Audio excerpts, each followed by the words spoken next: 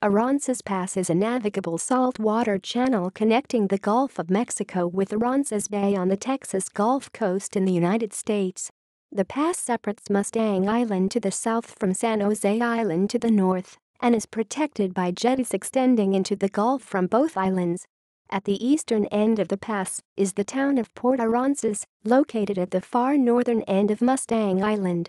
At the western end of the pass, on the mainland side of Aransas Bay, is the town of Aransas Pass. A free ferry serves the two towns. The pass is located on the Aransas County and Nueces County line.